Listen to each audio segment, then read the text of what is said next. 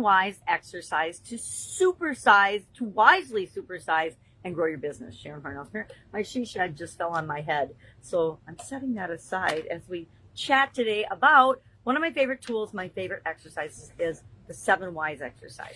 It's when we ask ourselves a question and we are trying to get at the root cause or the true essence of what it is, where it came from, and how we can use it or eliminate a belief or a thought that doesn't even belong to us. One thing I find with the 7 whys exercise is often the thing that I thought was mine isn't even mine at all. I was working with a coach the other day and she's like, well, who does that belong to? And I'm like, oh, I forgot. I love that question, because when we have a belief and when we're acting in a way that doesn't feel 100% in alignment or right for us, we need to say, well, why am I doing that? Because only we can figure out and answer why we're behaving in a way or thinking or feeling or saying or doing something. Nobody else can answer it for us. And that applies to our businesses as well as our personal lives.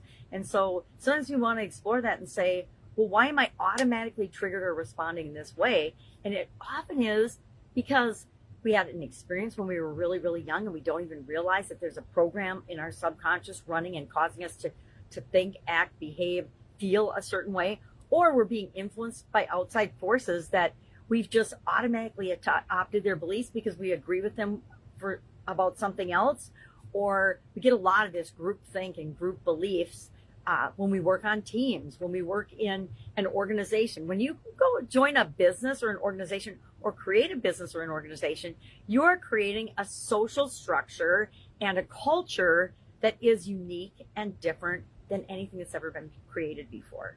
And if we're not clear on every area and aspect of our business and our life and what we stand for, it's pretty easy to be influenced by other people. Nature abhors a vacuum. So, excuse me, if we don't have something that we believe in or stand for or feel strongly about, somebody will come along or some entity will come along that does feel more strongly about something than we do, and they will influence us. And so we always want to be in charge of our own thoughts and mental capabilities. And I say probably at least once a day to somebody, we have to think for ourselves. We have to always be responsible and accountable for what we think, how we question, what we decide, what is right for us and what isn't right for us. And there are people that are out there trying to influence us every single day. There's not just people, there's millions of people and entities attempting to influence us to their way of thinking every single day.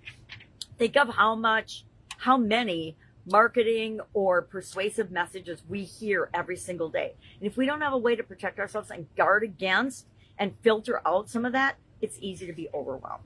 So what is this 7 whys exercise and how do we use it and why do we care about using it for the mental health and well-being of our organization?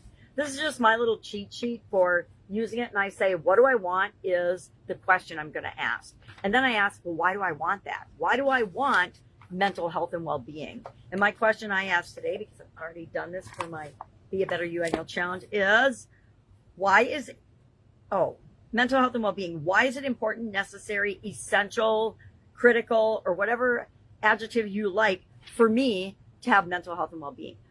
Why is it important for our organization to have mental health and well-being and to have mentally healthy and mentally people that are feeling like they have well-being from a thought and feeling standpoint in our organization and in our culture? Why is that important? Well, you have to ask yourself that, and then you're going to ask that 7 times deep. And what we're trying to find out is what is really going on with us. I learned this tool from Dean Graziosi in January of 2020, before the whole pandemic thing exploded. And I'd always done the 5 why exercise on myself and with other people and coached on it and taught and trained on it because it's such a powerful tool. And like Dean Graziosi said when he was teaching it, he's like, I didn't think asking why 2 more times would make a difference, but it made all the difference in the world. And if you don't believe me, I challenge you today to try it out for yourself and see. If you've used the 5 why exercise before and you're skeptical like I was and you're like, oh, how's that going to make any difference?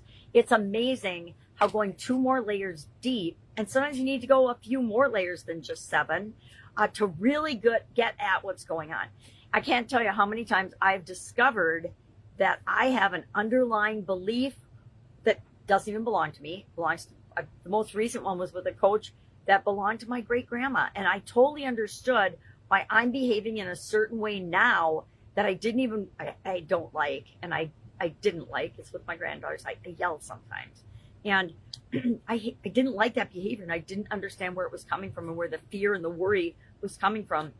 And we realized and uncovered we didn't do the 7Y exercise, but we did do some deeper work and discovered that it is not even mine. It's from my grandma, and who passed away a couple of years ago. It's a belief that she had, and I totally understood when she asked me that, why and where that fear came from.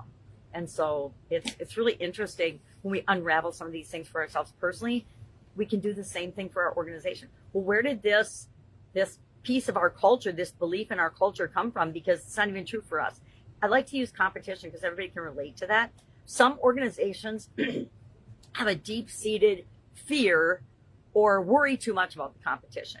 And often using the 7Y exercise can cure that in our culture for a very long time, if not permanently, because we realize that the only competitor, if we're really being ourselves in the world of any type of business or industry, we're serving the people that we're meant to be serving. And when we're serving those people, we serve them better than anyone else. And so there is no competition. And I think competition is just something that was made up to make the businesses feel like they're doing something. It's like market share. It doesn't matter what your market share is if you own your own little piece of the world and piece of the market. If you own that, you have the highest market share, so you don't have to compare yourself to other people. So what are we going to do today? We are going to pick a mental health, mental well-being challenge, or else ourselves a global question about our organization and say, why is mental health and well-being important for fill in the blank? Name your company, name your business. And then you're going to, whatever answer pops up, you're going to write that down. Then you're going to ask yourself, well, why is that? And write it down. Why is that? Go 7 deep and see what happens. I guarantee you're going to be surprised by the results unless you've done this exercise with me before. All right. Share in the comments below your response to doing the exercise. You don't have to share your results, but share the response to doing your exercise. Were you surprised at the results?